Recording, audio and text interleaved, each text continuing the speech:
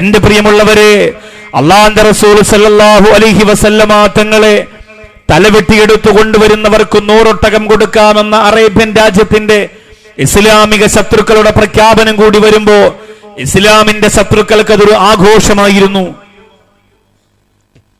നബി സല്ലല്ലാഹു അലൈഹി വസല്ലമ തങ്ങളെ എവിടെ കണ്ടാലും തലവെട്ടിയെടുക്കാൻ വേണ്ടി ഇസ്ലാമിന്റെ ഒരു വിഭാഗം ശത്രുക്കൾ രംഗത്തിറങ്ങി സജ്ജരായി തയ്യാറായിരിക്കുമ്പോ അള്ളാഹുവിന്റെ കൽപ്പന പ്രകാരം പിറന്ന നാടാകുന്ന മക്ക, പിറന്ന വീടാകുന്ന മക്ക, ആ മക്ക വിട്ടുകൊണ്ട് ഈന്തപ്പനകളുടെ മനോഹരമായ സ്നേഹസാഗരം തീർത്തു കൊടുക്കുന്ന മദീനയിലേക്ക് കടന്നു ചെല്ലാൻ അല്ലാഹു റബ്ബുൽ ഇസ്സത്തിന്റെ പ്രഖ്യാപനം വരികയാണ്. പരിശുദ്ധ കഅബയുടെ മുമ്പ് വന്നുകൊണ്ട് പ്രവാചകർ കരഞ്ഞു, എനിക്ക് പോയേ മതിയാവുകയുള്ളൂ, ഞാൻ നിന്നെ വിട്ടു പോവുകയാണ്. നിന്നോട് വെറുപ്പുള്ളത് കൊണ്ടല്ല, നിന്നോട് ഇഷ്ടമില്ലാത്തത് കൊണ്ടല്ല, എനിക്ക് പോകണം, അള്ളാഹുവിന്റെ തീരുമാനമാണ് എന്ന് പറഞ്ഞുകൊണ്ട് പരിശുദ്ധ കഅബാലയത്തിനോട് യാത്ര പറഞ്ഞുകൊണ്ട് മദീനയിലേക്ക് നബി സല്ലല്ലാഹു അലൈഹി വസല്ലമ തങ്ങൾ യാത്ര പോയി. കുറെ നാളുകൾ കഴിഞ്ഞു. അള്ളാഹുവിന്റെ ഖുർആൻ പഠിപ്പിച്ചതുപോലെ ഇദാ ജാഅ നസ്റുല്ലാഹി വൽ ഫത്ഹ് വറഅയ്തന്നാസ യദ്ഖുലൂന ഫീ ദീനില്ലാഹി അഫ്വാജ, ജനങ്ങളൊക്കെ സംഘം സംഘമായി വിശുദ്ധ ഇസ്ലാമിലേക്ക് കടന്നു വരുന്ന മനോഹരമായ ഇസ്ലാമിന്റെ വിജയത്തിന്റെ വെന്നിക്കൊടി പാറിക്കുന്ന മനോഹരമായ സമയം. മക്കയിൽ ശത്രുക്കളില്ലാതായി, അസൂയാലുക്കളില്ലാതായി, പരിഹസിക്കുന്നവരില്ലാതായി, കല്ലെറിഞ്ഞ തെണ്ടിപ്പിള്ളേരുടെ സാന്നിധ്യമില്ലാത്ത സ്വാഗതം ചെയ്യുന്ന സ്നേഹത്തിന്റെ പരിലാളനത്തിന്റെ പരിമണത്തിന്റെ മനോഹരമായ മക്കയായി മാറിയപ്പോ മദീനത്ത് കുറെ നാൾ കഴിഞ്ഞതിന് ശേഷം കഅബാലയം സന്ദർശിക്കുന്നതിന് വേണ്ടി മുത്ത് റസൂൽ മക്കത്തേക്ക് വന്നു. അള്ളാന്റെ റസൂൽ മക്കത്തേക്ക് മടങ്ങി വന്നു. പരിശുദ്ധ കഅബാലയം ആരംഭ റസൂൽ സല്ലല്ലാഹു അലൈഹി വസല്ലമ തങ്ങൾ തവാഫ് ചെയ്തു, അമലുകളൊക്കെ ചെയ്തു. എന്നിട്ട് ആ കഅബാലയത്തിന്റെ ഭാഗത്ത് വന്നിരുന്ന് വലത്തെ ഭാഗത്തേക്ക് ഇങ്ങനെ കണ്ണുകൾ ഇങ്ങനെ നട്ടു നോക്കിയിരുന്നിട്ട് പ്രവാചകർ സല്ലല്ലാഹു അലൈഹി വസല്ലമ തങ്ങൾ കരയാൻ തുടങ്ങി. സഹാബികൾക്ക് ആശങ്കയായി. അള്ളാഹുവിന്റെ റസൂലിന്റെ അരികിലേക്ക് അവർ വന്നു, നബിയെ, ഇന്നങ്ങയെ കല്ലെറിയാൻ ഇവിടെ ആളുകളില്ല, ഇന്നങ്ങയെ കൂക്കി വിളിക്കാൻ ഇവിടെ ആളുകളില്ല, ഇന്നങ്ങയെ പരിഹസിക്കാൻ ഇവിടെ ആളുകളില്ല, പിന്നെ എന്തിനാണ് റസൂലേ ഈ കഅബാലയത്തിന്റെ ചുവട്ടിൽ വന്നിരുന്നു കൊണ്ട് നിങ്ങൾ ഇങ്ങനെ പൊട്ടിക്കരയുന്നത്? നബി തങ്ങൾ പറയുന്ന, സഹാബികളെ, ഈ മക്ക പരിസരത്തുള്ള ജനങ്ങൾ എന്നെ കൂക്കി വിളിച്ചിരുന്ന സമയത്ത്, എന്നെ പരിഹസിച്ചിരുന്ന സമയത്ത്, എന്നെ കല്ലെറിഞ്ഞിരുന്ന സമയത്ത്, എന്റെ ശരീരത്തിരുന്ന രക്തം പൊടിയുമ്പോ ഓടി വന്നുകൊണ്ട് രക്തം തുടച്ചു തന്നിരുന്ന ഒരാൾ എനിക്ക് ഈ മക്കത്തുണ്ടായിരുന്നു. പ്രിയപ്പെട്ടവരെ, ആ ഒരാൾ കിടന്നുറങ്ങുന്നത് ആ കാണുന്ന ജന്നത്തുൽ മുഅല്ലയിലാണ് എന്ന് അല്ലാഹുവിന്റെ റസൂൽ നബി മുഹമ്മദ് റസൂലുള്ളാഹി സല്ലല്ലാഹു അലൈഹി വസല്ലം. സഹാബികളുടെ കണ്ണ് നിറഞ്ഞു. കാരണം അല്ലാഹുവിന്റെ റസൂൽ സല്ലല്ലാഹു അലൈഹി വസല്ലമ തങ്ങൾ പറയുന്നത് ആരെക്കുറിച്ചാണെന്ന് സഹാബത്തിന് മനസ്സിലായി. ഇസ്ലാമിക പ്രബോധനത്തിന്റെ കവാടം തുറക്കുമ്പോ തന്റെ ശരീരത്തിണിഞ്ഞിരിക്കുന്ന ആഭരണങ്ങൾ മുഴുവനും വലിച്ചൂരിയിട്ട് നബി തങ്ങളുടെ മുമ്പ് സമർപ്പിച്ചിട്ട്, റസൂലേ, പ്രബോധനത്തിന്റെ ആവശ്യത്തിന് വേണ്ടിയിട്ട് ചിലവഴിക്കാരന്റെ ശരീരത്തിലെ സർവ്വതും ഞാൻ തന്നിരിക്കുകയാ. മക്കാമണ്ണിലെ മനോഹരമായ ഈന്തപ്പനത്തോട്ടങ്ങളും കൊട്ടാരങ്ങളും സൗഭാഗ്യങ്ങളും മുഴുവനും അല്ലാഹു റബ്ബുൽ ഇസ്സത്തിന് വേണ്ടി സമർപ്പിച്ചു പോയ ഒരു സുന്ദരിയായ ആത്മീയ രാജകുമാരി ഉണ്ടായിരുന്നു, ഖദീജ. നബി തങ്ങൾ കരഞ്ഞപ്പോഴൊക്കെ അടുത്ത് വന്നിരുന്നുകൊണ്ട് കണ്ണീര് തുടച്ചു കൊടുത്ത, കരയണ്ട നബിയെ, തളരണ്ട നബിയെ, സങ്കടപ്പെടേണ്ട റസൂലേ, അങ്ങയോടൊപ്പപ്പെടും ഞാനുണ്ട് നബിയെ, ഞാനുണ്ട് നബിയെ, ഞാനുണ്ട് നബിയെ എന്ന് പറഞ്ഞുകൊണ്ട് പ്രവാചകന്റെ കണ്ണ് നനയ്ക്കാ സമ്മതിക്കാറ് കൂടെ നടന്ന ഒരു നിഴല് പോലെ, ഒരു തണലായി, ഒരു തുണയായി അല്ലാഹുവിന്റെ ഹബീബിന്റെ മനസ്സ് കീഴടക്കിയ പ്രേമത്തിന്റെ സ്നേഹത്തിന്റെ രാജകുമാരിയെ ബീവി ഖദീജ റളിയല്ലാഹു അൻഹ കിടന്നിറങ്ങുന്ന ജന്നത്തുൽ മുഅല്ലയിലേക്ക് നോക്കിയിട്ട് അല്ലാഹുവിന്റെ റസൂൽ നെടുവീർപ്പോടെ കണ്ണുനീര് തൂവുകയാണ്. സഹാബികളോട് പറയുന്ന, സഹാബത്തെ, ഞാൻ ആ നിമിഷങ്ങളെ ഓർത്തു പോവുകയാണ്. പട്ടിണി കിടന്നുകൊണ്ട് ശൈബു അബീ ത്വാലിബിന്റെ തിരുവോരത്ത് പച്ചില പറച്ച് കഴിച്ചിട്ട് പൊട്ടിക്കരഞ്ഞു പോയ എന്റെ ഖദീജയുടെ മുഖം ഇന്ന് മക്കത്ത് സ്നേഹങ്ങൾ പൂനിലാവ് പോലെ ഉദിച്ചു നിൽക്കുന്ന മുഹൂർത്തത്തിൽ ഞാൻ ഓർത്തു പോവുകയാണ്. സ്വീകരിക്കുന്ന സ്വാഗതം ചെയ്യുന്ന, മുത്തം തരുന്ന, സന്തോഷം തരുന്ന മക്കാരെ കാണുമ്പോ അന്നൊരു ചെറിയ കുടിലിനകത്ത് പൊട്ടിക്കരന്ന ഖദീജയെ എനിക്ക് മറക്കാൻ കഴിയില്ല സഹാബ. ആ ഓർമ്മകളെ എന്റെ മനസ്സിന്റെ അകത്ത് തികട്ടി വരുന്നു എന്ന് പറഞ്ഞുകൊണ്ട് പ്രവാചകര് കണ്ണീര് തുടയ്ക്കുമ്പോ എന്തേ എന്റെ പ്രിയപ്പെട്ട പട്ടാണിമുക്കിൽ വന്ന പെങ്ങളെ ആ പ്രവാചകന്റെ മനസ്സ് കീഴടക്കാൻ ഖദീജ ബീവി ലോകത്ത് ചെയ്തു പോയതെന്തേ?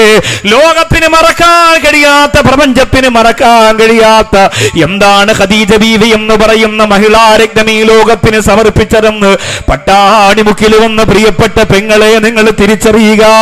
ഖദീജ ബീവി റളിയല്ലാഹു തആല അൻഹയുടെ ചരിത്രം പഠിക്കുമ്പോ, ആ ചരിത്രം പറയുമ്പോ അതിന്റെ പാഠം ഉൾക്കൊണ്ടുകൊണ്ട് പട്ടാണിമുക്കിൽ വന്ന പെങ്ങളെ നീ എഴുന്നേറ്റ് പോകുമ്പോ നിന്റെ കണ്ണ് നനയണം കേട്ടോ. ചിറകില്ലാതെ, വിസയില്ലാതെ, പാസ്പോർട്ട് ഇല്ലാതെ പട്ടാണിമുക്കെന്ന ഗ്രാമപ്രദേശത്ത് നിന്ന് തെങ്ങുകൾക്കിടയിലൂടെ പറന്നുയർന്ന ആത്മാവിന് മക്കയുടെ ജന്നത്തിൽ മുഅല്ലയിലേക്ക് കൊണ്ടുപോകുക. എന്റെ പ്രിയപ്പെട്ട സഹോദരങ്ങളെ, പരിശ്രമിക്കുക. മനസ്സ് ഭൗതികമായ എല്ലാ ചിന്തകളും വിട്ടറിയുക. നിങ്ങളുടെ വീട്, നിങ്ങളുടെ കുടുംബം, നിങ്ങളുടെ മക്കള്, എല്ലാ ചിന്തകളും ഈ പട്ടാണിമുക്കിലെ സദസ്സിൽ വലിച്ചെറിയുക. എന്നിട്ട് മനസ്സിന്റെ അകത്ത് മക്ക ഇങ്ങോട്ട് കടന്നു വരട്ടെ. ഖദീജ ബീവി റളിയല്ലാഹു അൻഹയുടെ ചരിത്രം പഠിക്കാൻ പോവുകയാണ്. അറിയണ്ടേ നിങ്ങൾക്ക് ആ ഉമ്മയെ കുറിച്ച് മഹാനുഭാവന്മാര് പറഞ്ഞത്? ദിക്റാക്കി യാ ഉമ്മ അത്റുൽ ആസിമി ഖദ് ഫാഹതു ഹുറൂഫി മദാറാത്തിസ്നി. അല്ലയോ പ്രിയപ്പെട്ട ഉമ്മ, ഖദീജ എന്ന ഉമ്മ, ഖദീജ എന്ന ഉമ്മ, നിങ്ങളുടെ മദ്ഹ് പറയുമ്പോ, നിങ്ങളുടെ ചരിത്രം പറയുമ്പോ ഒരു കാപട്യം അതിനകത്ത് കടന്നു വരുന്നില്ല ഉമ്മ, ഒരു കളങ്കം അതിനകത്ത് കടന്നു വരുന്നില്ല ഉമ്മ, ഒരു കറുപ്പതിനകത്ത് കടന്നു വരുന്നില്ല ഉമ്മ. നിങ്ങളുടെ മനോഹരമായ ചരിത്രത്തെ ലോകം മുഴുവനും പഠിച്ചിട്ടൊരു അപാകത കണ്ടെത്താൻ കഴിഞ്ഞില്ല ഉമ്മ. പ്രവാചകനോടൊപ്പം കടന്നു വരുന്ന സമയം മുതൽ അവിടുന്ന് വഫാത്താകുന്ന സമയം വരെ പളുങ്കുപോലെ, പവിഴം പോലെ, മുത്തുപോലെ ജീവിച്ചിട്ട് അത്ഭുതത്തിന്റെ ചരിത്രം സൃഷ്ടിച്ചുപോയ നമ്മുടെ പ്രിയപ്പെട്ട ഉമ്മയാണ് ഖദീജ. ആ ചരിത്രം എന്റെ പട്ടാണിമുക്കിലെ ചെറുപ്പക്കാരാ മറക്കാൻ പാടില്ല.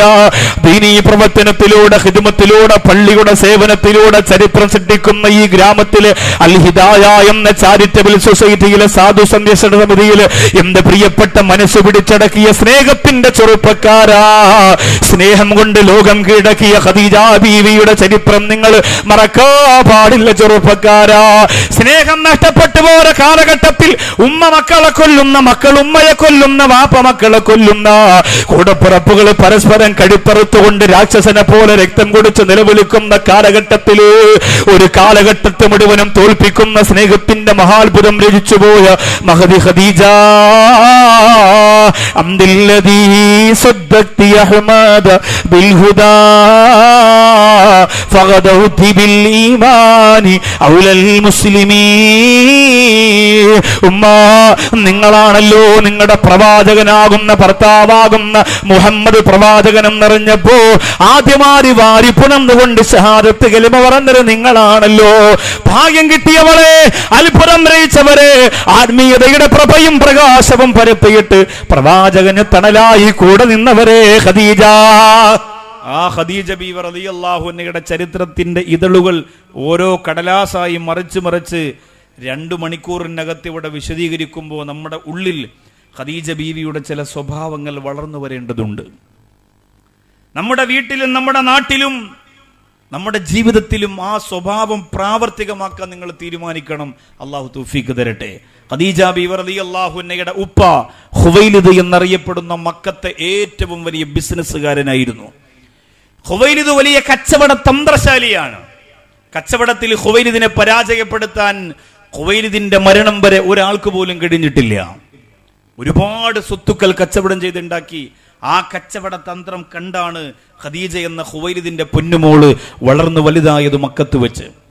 ഖുവൈലിദ് അറിയപ്പെടുന്നതിന് മറ്റൊരു പ്രധാന കാരണം കൂടിയുണ്ട്. കഅബയുടെ സൂക്ഷിപ്പ് ഖുവൈലിദിന്റെ കയ്യിലായിരുന്നു. ഒരിക്കൽ യമനിലെ തുബ്ബ രാജാവ് കഅബാലയത്തിൽ വന്നപ്പോൾ ഹജർ അസ്വദിനെ ജനങ്ങൾ മുത്തുകയും അതിനെ ഇങ്ങനെ ചുറ്റുകയും അതിനെ തൊട്ടുമുത്തുകയും ഒക്കെ ചെയ്യുന്ന കണ്ടപ്പോ യമനിലെ തുബ്ബ രാജാവ് മനസ്സുകൊണ്ട് വിചാരിച്ചു, ഈ ഹജർ അസ്വദ് ഇവിടെ നിന്നെടുത്ത് യമനിൽ കൊണ്ടുപോയി വെച്ചിരുന്നെങ്കിൽ കഅബയെ കാണാൻ വരുന്നത് പോലെ കുറെ ആളുകൾ അവിടെയും എൻ്റെ രാജ്യത്തും വരുമായിരുന്നല്ലോ എന്ന് കരുതിയിട്ട് അവിടുത്തെ ഖുവൈലിദിനോട് പറഞ്ഞു, നിങ്ങളുടെ ഈ ഹജർ അസ്വദ് ഞാൻ എടുത്തുകൊണ്ടുപോകും. അന്ന് മുഹമ്മദ് പ്രവാചകനായിട്ടില്ല. നിങ്ങളുടെ ഹജർ അസ്വദ് ഞാൻ എടുത്തുകൊണ്ടുപോകും. ആ സമയത്ത് ഖുവൈലിദ് പറഞ്ഞു, എൻ്റെ ചങ്കിൽ ജീവനുള്ളിടത്തോളം കാലം ഈ ഹജർ അസ്വദ് നിങ്ങളെ എടുത്തുകൊണ്ടുപോകാൻ ഞാൻ സമ്മതിക്കില്ല. അന്ന് രാത്രിയിൽ തുബ്ബ കിടന്നുറങ്ങുമ്പോൾ യമനിന്റെ രാജാവ് തുബ്ബ ഒരു അത്ഭുതകരമായ സ്വപ്നം കണ്ടു. ഹജർ അസ്വദ് എടുക്കാൻ വേണ്ടി തുബ്ബ വരുമ്പോ ഖുവൈലിദ് കുറെ കുതിരപ്പട്ടാളക്കാരുമായി കടന്നു വന്നുകൊണ്ട് തുബ്ബ രാജാവുമായി യുദ്ധം ചെയ്തുകൊണ്ട് തുബ്ബഇന്റെ കഴുത്തു വെട്ടി അരിയുന്നത് തുബ്ബ തന്നെ സ്വപ്നം കണ്ടു. ആ കാലഘട്ടത്തിൽ സ്വപ്നം എന്ന് പറഞ്ഞാൽ യാഥാർത്ഥ്യത്തിനോട് 99% നടക്കും എന്ന് വിശ്വസിക്കുന്നവരായിരുന്നു ആ കാലഘട്ടത്തിലുള്ളവർ. അതുകൊണ്ട് പിറ്റേന്ന് പ്രഭാതത്തിൽ ഖുവൈലിദ് എന്ന് പറയുന്ന മനുഷ്യൻ എടുത്തു വന്നിട്ട് പറഞ്ഞു, എനിക്ക് നിങ്ങളുടെ ഹജർ അസ്വദ് വേണ്ട, എനിക്ക് പേടിയാവുകയാണ്. ഇന്നൊരു പ്രാവശ്യം കൂടി ഹജർ അസ്വദ് കണ്ടിട്ട് ഞാൻ എൻ്റെ നാട്ടിലേക്ക് മടങ്ങിപ്പോവാൻ. ഈ വാർത്ത അറിഞ്ഞ മക്കത്ത് ഖുവൈലിദ് വീണ്ടും അറിയപ്പെട്ടവനായി. അത്ഭുതകരമായ ഒരു സ്വപ്നത്തിലൂടെ ശത്രുവിനെ തുരത്തി ഓടിച്ച പവറും പദവിയും ഖുവൈലിദ് എന്ന് പറയുന്ന മനുഷ്യന്റെ തലയിലെ പൊൻതൂവലായി മാറിയപ്പോ ഖുവൈലിദിനോടൊപ്പം ഖദീജ എന്ന സുന്ദരി കുട്ടിയും അറിയാൻ തുടങ്ങി. ഖദീജ 2 വിവാഹം കഴിച്ചു. 2 വിവാഹത്തിലൂടെ 3 മക്കളുണ്ടായി.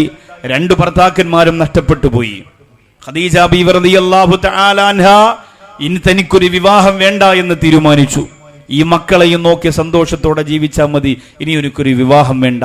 ബന്ധുക്കളൊക്കെ വന്നു പറഞ്ഞു, ഖദീജ പ്രായം ഒരുപാടാവുകയാണ്, ഒരു വിവാഹം കൂടി നീ കഴിക്കണം, വയസ്സുകാലത്ത് നിന്നെ നോക്കാൻ ആള് വേണം. ഖദീജ പറഞ്ഞു, ഇല്ല, ഇനി എനിക്കൊരു ആൺ തുണയുടെ ആവശ്യമില്ല, എന്റെ സ്വത്ത് കച്ചവടം ചെയ്തു മരണം വരെ സന്തോഷത്തോടെ ജീവിച്ചു കൊള്ളാം. അങ്ങനെ പറഞ്ഞ് സന്തോഷത്തോടെ കഴിഞ്ഞുകൊണ്ടിരിക്കുമ്പോൾ ഖദീജ ബീവി റളിയല്ലാഹു അൻഹ ഒരു രാത്രിയിൽ ഒരു സ്വപ്നം കാണുകയാണ്. അന്ന് ഖദീജ ബീവി റളിയല്ലാഹു അൻഹ മുസ്ലിമായിട്ടില്ല. അല്ലാഹുവിന്റെ റസൂൽ മുഹമ്മദ് എന്ന ഒരു വ്യക്തി അവിടെ ജനിച്ചിട്ടുണ്ട്, പക്ഷേ പ്രവാചകനായിട്ടില്ല. അന്ന് ഖദീജ ബീവി റളിയല്ലാഹു അൻഹ തന്റെ കൊട്ടാരത്തിന്റെ അകത്ത് സുഖലോലുപയായി കിടന്നുറങ്ങുമ്പോ രാത്രിയിൽ അത്ഭുതകരമായ ഒരു സ്വപ്നം കാണുകയാണ്. മക്കത്തിൽ നിന്നൊരു വലിയ പ്രകാശം ഇങ്ങനെ പൊങ്ങി പൊങ്ങി ഉയർന്നു വരികയാ. കഅബാലയത്തിന്റെ മുറ്റത്തിൽ നിന്നൊരു വലിയ പ്രകാശം ഇങ്ങനെ ഉയർന്നു വരികയാ. ആ പ്രകാശം ഉയർന്നുയർന്നു വന്നിട്ട് അതാ ഖദീജ ബീവി റളിയല്ലാഹു അൻഹയുടെ വീട്ടിൽ വരികയാണ്. ഖദീജ ബീവിയുടെ മനോഹരമായ റൂം തുറന്നിട്ട് അറ തുറന്നിട്ട് ഖദീജ ബീവി കിടന്നുറങ്ങുന്ന ശരീരത്ത് വന്നിട്ട് ആ പ്രകാശം അങ്ങനെ പടർന്നു കയറുകയാ. ഖദീജ ബീവി റളിയല്ലാഹു അൻഹ ഞെട്ടി ഉണർന്നു. 3 പ്രാവശ്യം ഇതുപോലെ സ്വപ്നം കണ്ടപ്പോ ഖദീജ ബീവിക്ക് എന്തോ ഒരു അത്ഭുതം പോലെ തോന്നി, പക്ഷേ ആരോടും പുറത്തു പറഞ്ഞില്ല. എന്തായിരുന്നു ആ സ്വപ്നമെന്ന് എന്റെ പട്ടാണിമുക്കിലെ പെങ്ങളെ നിനക്കറിയോ? എന്തായിരുന്നു ആ സ്വപ്നമെന്ന് എന്റെ ചെറുപ്പക്കാരാ നിനക്കറിയുമോ? ലോകത്തെ പടക്കാൻ കാരണക്കാരനായ ലോകത്തിന്റെ പ്രഭാപൂരമേ നബി മുഹമ്മദ് മുസ്തഫ സ്വല്ലല്ലാഹു അലൈഹി വസല്ലമ തങ്ങൾ ഖദീജ ബീവിയിലേക്ക് വന്നെടുക്കാൻ പോകുന്ന അത്ഭുതത്തെ ഒരു പ്രകാശം വരുന്ന രീതിയിലൂടെ അല്ലാഹു റബ്ബുൽ ഇസ്സത്ത് സ്വപ്നമായി കാണിച്ചു കൊടുത്തതാണ്. മഹദി അറിഞ്ഞിട്ടില്ല.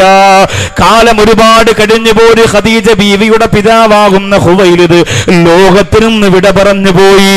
അവസാനം ഖദീജ ബീവിയുടെ മൈസറത്ത് എന്ന അടിമ പറഞ്ഞു, ഉമ്മ